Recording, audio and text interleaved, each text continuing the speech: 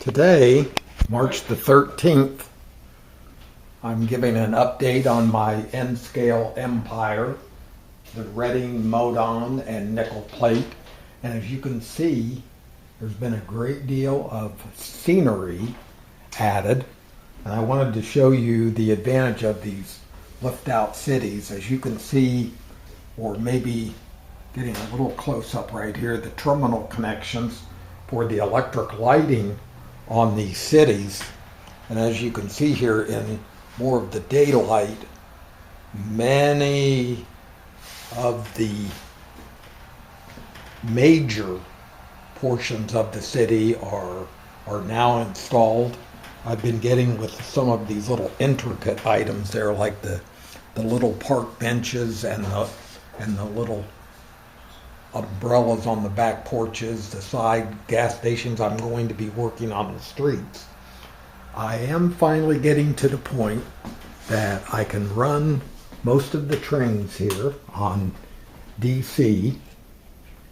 Let's get this one going here a little bit. And it is really starting to look and take shape. I'm running at a little bit faster speed, and again, these are all DC locomotives because I've collected these from the late 1980s, and a lot of them are going to need some lubrication to run smoothly, and I finally got everything going through on the track here so smooth on the main line. This is again running on the main line. There are 14 switches on here, so I'm going to be running those, and as you can see there, I've got some of the items there lit on the scenic ridge that I modified,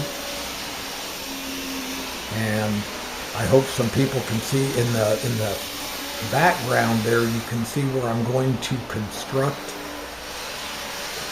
a scene where they are actually building a new highway bridge.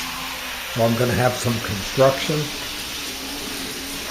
I got some equipment to actually make the armory look a little bit better. A couple of Humvee vehicles that are going to need some assembly. So now it's all down to putting couplers on and starting the DCC system.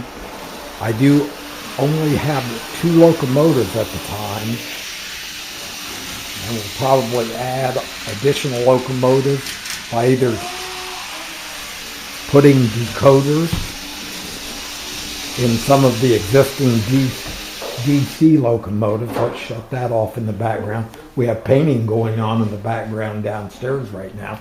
But again, as you can see, it's very nice for the access. I started the back. I'll kind of do the final scenery on a lot of this, and I'm going to concentrate now on the track work so I can get all these switching operations. And as you can see on the walls here, I've got additional locomotives. Again, almost all of these are DC, some of them all the way back to the late and mid the 80s and 90s cabooses, which at the time, and a lot of these cars here were $3 and $4 each at the time, to give you an idea in time. So that is the update. I know it's a long one, but it's also been a very productive winter time as I slow down a little bit now into the summer. As you can see, I'm giving you a view of some of the wiring, and this is yet to be worked on.